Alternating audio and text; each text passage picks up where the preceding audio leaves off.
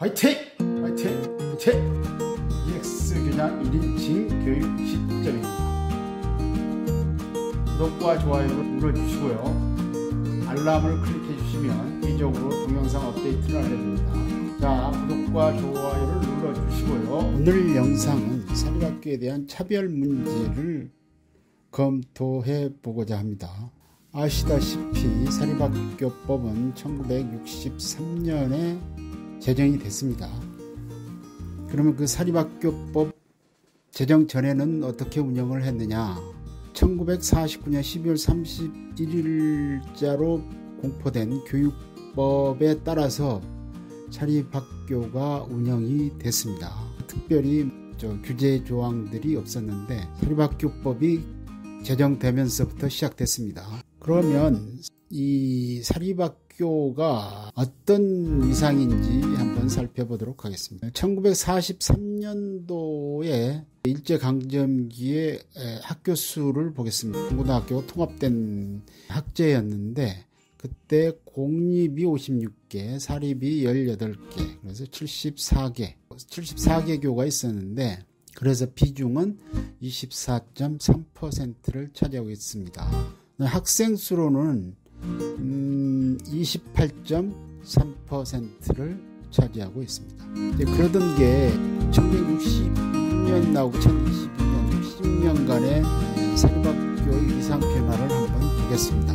전국 중학교 수는 총 1962년에 전국에 1122개 교가 있었는데 그 중에 사립학교가 438개였습니다. 그래서 39.4%. 2022년도에는 전체 7.4배가 되는데 438개, 3258개 교가 돼서 사립학교는 633개, 그래서 19.4%의 비중을 차지하고 있습니다. 중학교 수는 그렇고 학생 수로 보면은 1962년에 전체 학생 수는 65만 5,123, 그 중에 사립학교가 26만 7,273명이었습니다. 그래서 비중은 40.7%. 근데 2022년에는 16.1%로 떨어졌습니다. 왜냐하면 공립학교가 많이 설립됐기 때문에 그렇죠. 고등학교 수를 보면 1962년에는 전체 621개 교였습니다.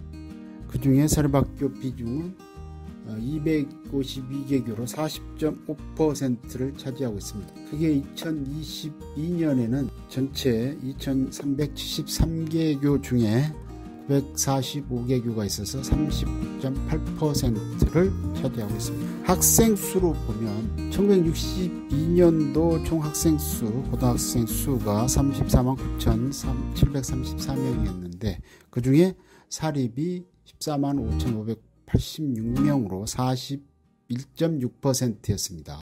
근데 학생 수로 보면 2022년도에도 그 유지를 하고 있습니다. 41.1%.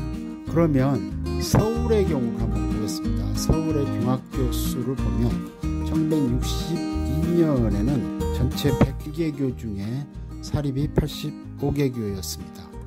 그래서 76.6%로 절대 다수를 차지했습니다. 근데 2022년도에는 1190개 교로 3.5배가 증가했는데 그 사립은 109개 교로 27.9%에 달하고 있습니다. 그럼 학생 수로 보면은 여기 1962년도에 학생 수는 총 서울에 64,947명, 2022년도에는 20만 5,377명입니다. 그래서 학생 수로 보면은 62년에는 66.5%, 2년에는 24.1%로 떨어졌지만 이것은 공립학교를 많이 지었기 때문에 그렇게 됐습니다. 그 다음에 이제 서울의 고등학교 수로 보면 1962년도 전체 학교 수는 114개 교였습니다. 그 중에 사립이 88개 교여서 77.2%를 차지하고 있습니다. 2022년도에는 전체 320개 교 중에 사립이 200개 교를 차지하고 있습니다. 그래서 비중이 62.5%입니다. 학생 수 비중을 보면 1962년도 전체 10만 6,657명 중에 사립에 재학 중인 학생이 83,956명이었는데 전체 78.7%를 차지하고 있습니다. 2022년도에는 사립의 비중이 학생 수 비중으로는 65.4%를 차지하고 있습니다. 이렇게 보면 서울, 청란 비중을 차지하고 있습니다. 그동안에 우리 서울 교육뿐만이 아니고 전체 국가적으로 주요 교육 정책 변동 상황을 한번 보겠습니다.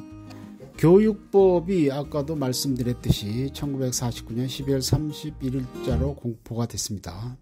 그래서 홍익인간 이념이 명문화됐고, 이 중에 이제 사학과 관련된 게 4번 중학교 무시험 추천 배정 실시가 있습니다. 그 다음에 5번째 고교 평준화 정책이 1974년에 실시됩니다. 그리고 12번에 보면 중학교 무상 의무 교육이 2002년부터 순차적으로 실시됩니다. 그리고 이제 최근 들어서는 고교 무상 교육이 2019년 고3부터 순차적으로 실시되었습니다. 이렇게 주요 국가 정책에 따라서 사립학교에 대한 이제 지원책들이 나오는데, 그럼 사립 중고등학교를 지원하게 된 이유가 무엇인가? 아시다시피 중학교 무시험 추천 배정이 1969년에 실시됐지만 이제 의무교육이 1985년부터 시행이 됩니다. 그래서 국가 시책에 따라서 중학교, 고등학교 수업료를 국가에서 정하느냐, 이거에 따라서 국가에서 정하기 때문에 그 차액, 운영비를 국가에서 보조하지 않을 수 없었습니다. 지원해주지 않을 수 없었는데, 이것을 요즘은 그걸 시혜성이다 또는 특혜성이다, 마치 도와주는 것처럼 얘기를 하고 있습니다. 특히 정치인들이 그런 경향이 많습니다.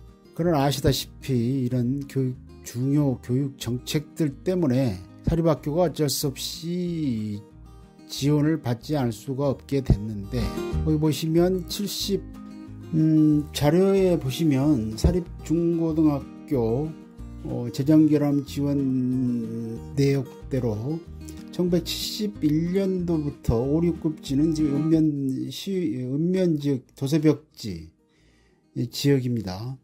그래서 그쪽 지역부터 차근차근 이제 재정결함 지원이 되고 있습니다.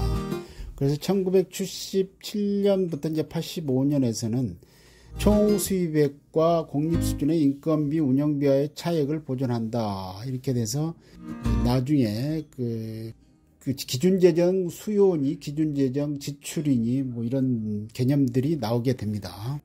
그래서 이제 사립학교들이 재정 지원을 받게 되는데, 그때 당시에는 재정 결함이라고 해서 결함이 생겼다. 그러니까 수입으로 이렇게 대체를 못하니까 수입 금액의 차액, 그걸 지원해준다, 이런 개념으로 봤습니다.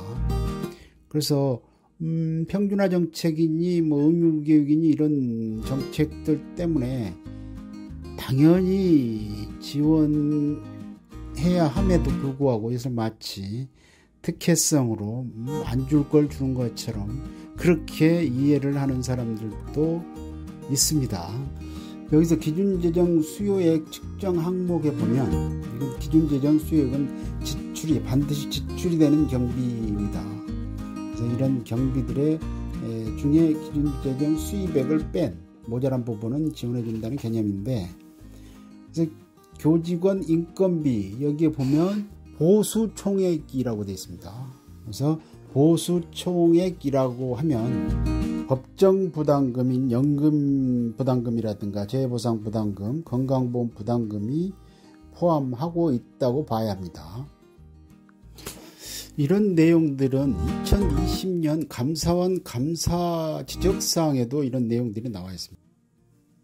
각 시도교육청, 그러니까 교육부를 포함한 각 시도교육청에서는 학교 범인이 부담하고 있는 법정 부담금을 포함해서 산정을 하고서 나중에 지급할 때는 법인 전입금만큼 차감해서 지급하고 있다고 지적하고 있습니다. 결론적으로 교육부 각 시도교육청은 2018년에 423억 원, 2019년에는 411억 원만큼 부적정한 금액을 포함해서 예산을 산정하고 그만큼 다른 용도로 썼다는 얘기가 됩니다. 참고로 시도교육청별 법정부담금과 법정부담금 교육부에서 전입받은 금액을 보면 서울의 경우 262억 원가량을 더 받았다는 얘기가 됩니다. 다른 서울이 262억이고 다른 여타 기관은 그렇게 많지는 않지만 어쨌든 총액으로 보면 634억 원을 각 시도교육청이 더 받아서 그 돈을 사립학교에 주지 않고 그것을 다른 용도로 썼다는 결론이 됩니다. 그것도 감사원 지적사항이 있습니다. 물론 감사원 지적사항도 좀 핀트가 맞지는 않기는 합니다. 정부 정책에 따라서 학교 교육을 실시하는 각급 학교에 대해서 법인이 법정 부담을 못하는 학교들이 거의 태반입니다. 그런데도 기본적으로 법인 전입금에 대해서 당근책이라고 해서 만약에 건강보험 부담금만큼은 전입을 안 하면 그만큼 학교 운영비에서 차감하고 지급하고 있습니다. 그렇게 되면 결론적으로 사립학교에 다니는 학생들이 피해를 보게 되어 있습니다. 이런 불합리한 정책은 하루빨리 시정해야 되지 않을까 이렇게 생각이 됩니다. 사립학교가 서울의 경우는 엄청 많은데도 불구하고 이런 실정들을 모르고 있는 것 같아서 한번 짚어봤습니다. 같이 공유하면서 이런 내용들이 시정되어 나갔으면 좋겠습니다. 다음에도 유익한 내용으로 찾아뵙도록 하겠습니다. 그럼 오늘도 화이팅 하면서 이만 마치겠습니다. 화이팅! 화이팅! 화이팅! 감사합니다. 구독과 댓글을 달아주시면 큰 힘이 됩니다. 다른 유익한 내용도 있으므로 지인들에게도 추천해 주시면 큰 도움이 되겠습니다. 감사합니다.